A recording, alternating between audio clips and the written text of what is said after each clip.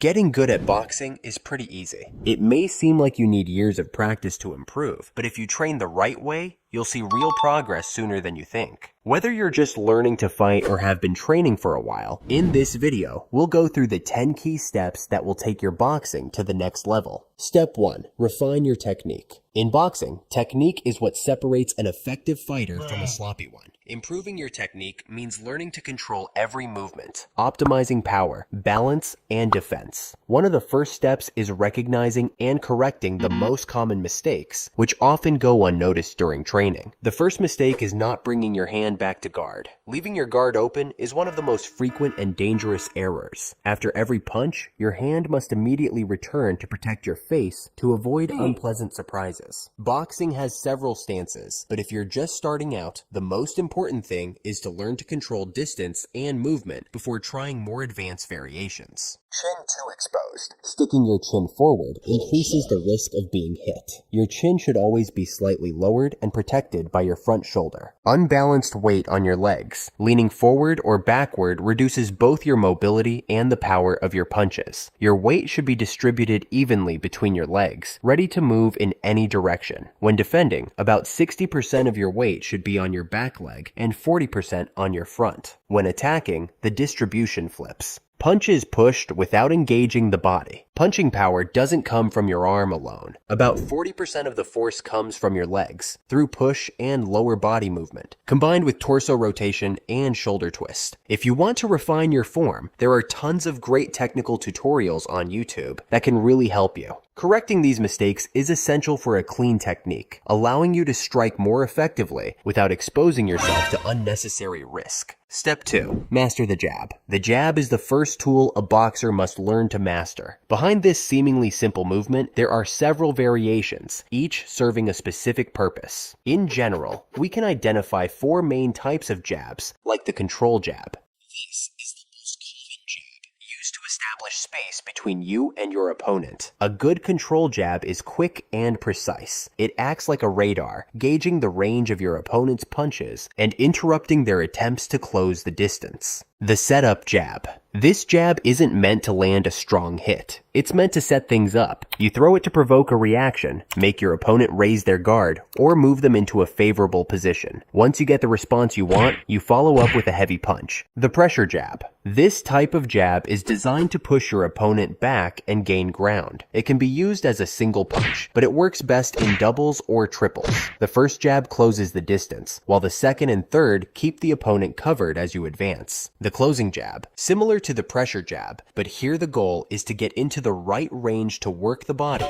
or set up a close range combination. Step 3. Build strong footwork. Many boxers don't realize it, but in the ring, there's a constant battle that has nothing to do with punches. The battle for foot positioning. The way you move and position yourself relative to your opponent determines who controls the exchange. For example, if you're an orthodox fighter facing a southpaw or the other way around, the golden rule is always to try to keep your lead foot outside of your opponent's lead foot. This stance automatically gives you a good angle to hit and keeps you out of your opponent's line of attack. Naturally, sometimes your opponent will take the outside position, and when that happens, keep your guard up or take a small step back to get out of their line of fire. To train your footwork, you can do drills using raised platforms, move in all 4 directions, or use an agility ladder. Step 4. Building a complete boxing training. To become really good at boxing, just hitting the bag every day isn't enough. You need a complete training program. Every effective boxer builds their foundation on 5 main pillars. The first is cardio,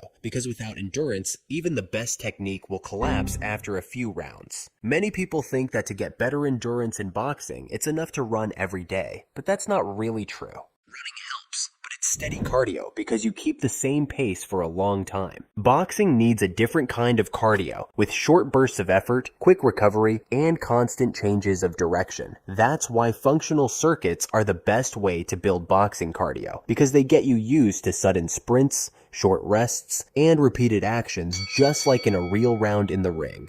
Strength. This isn't just about punching power, it's about whole body strength. You can develop it with exercises like jumping squats, medicine ball drills, or heavy bag work to build the explosive power you need behind every punch. The third pillar is physical conditioning. Exercises such as push-ups, pull-ups, and planks help strengthen muscles and endurance. Pay special attention to your core. A strong torso gives you stability in your movements and allows you to better absorb the impact of blows. Then we have mobility, which should not be underestimated. Good mobility helps you move fluidly, react quickly to attacks, and, most importantly, reduces the risk of injury. The last pillar is boxing skills. This is where sparring comes in. Light sparring is probably the best way to move realistically in the ring. With a partner, you learn to read your opponent's movements in ways that no punching bag ever could. Step 5. Sharpen your offense and defense. To improve in both phases, there are some very effective strategies to keep in mind. Let's start with the defense. Because, not getting hit is generally considered a good thing. The first strategy is to block and parry punches. The foundation of good defense is an active guard, where you either absorb or deflect punches while controlling the movement. Blocking means taking the impact with your gloves, while parrying lets you slightly redirect your opponent's punch to open a window for a counter.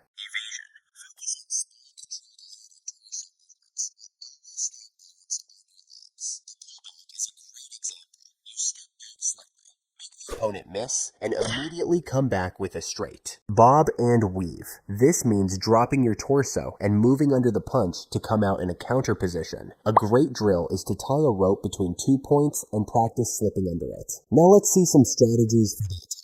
Alternate the shots. Alternate body and head shots so your opponent has no easy reference. You can also fake a body jab to make them lower their guard, then go to the head. Cutting off the ring. If your opponent tries to circle away, follow their path and trap them in a corner to limit their movement. Use punch combinations. Alternate short and long sequences to disrupt your opponent's rhythm. Mix jabs, hooks, and body shots to force them to change their guard and create openings for powerful punches. Step 6. Adapt your strategy. Adapting your strategy means analyzing both your own strengths and your opponent's and acting intelligently. For taller fighters with a longer reach, the main advantage is distance. Keeping your distance with jabs prevents shorter opponents from getting close, limiting their maneuvering space. Shorter fighters, on the other hand, need to focus on getting inside their opponent's range. Moving the head to avoid long punches and targeting the body with close-range combinations is the best way to neutralize a reach advantage. When facing aggressive opponents, the key is to create space without burning too much energy. Pivoting on your toes or using a check hook when your opponent comes in helps break their rhythm. Against fighters with heavy power, it's smart to adopt a hit-and-move approach, avoiding staying in the line of their strongest shots. Step 7.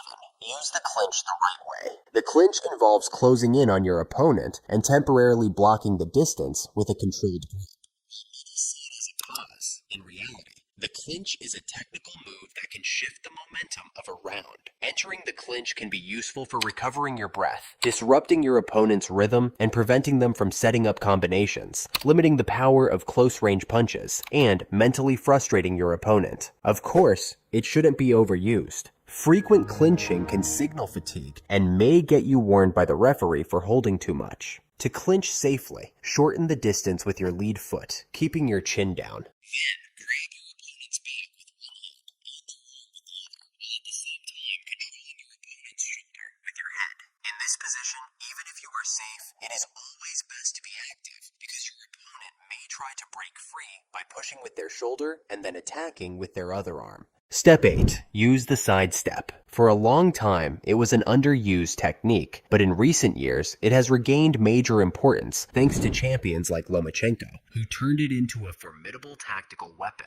It involves moving to the side, either to the right or left, to change your angle of attack or defense relative to your opponent. In defense, the side step helps you evade your opponent's power lines, like a straight punch. In attack, it allows you to create new angles for strikes. Step 9. Control the center of the ring. Maintaining the center of the ring is one of the fundamental strategies in boxing. Even if you feel comfortable on the ropes, controlling the center gives you tactical advantages. You have greater freedom of movement, more options to attack, and the ability to react quickly to your opponent's initiatives. On the other hand, staying on the ropes limits your punch angles and puts you at risk. The battle for the center begins from the very first moments of the round. Often, fighters test their opponent's determination, trying to see who will give up ground first. To control the center, there are 3 strategies to keep in mind. Advance with micro steps to measure distance. Use small steps to gradually occupy space, always keeping your guard up.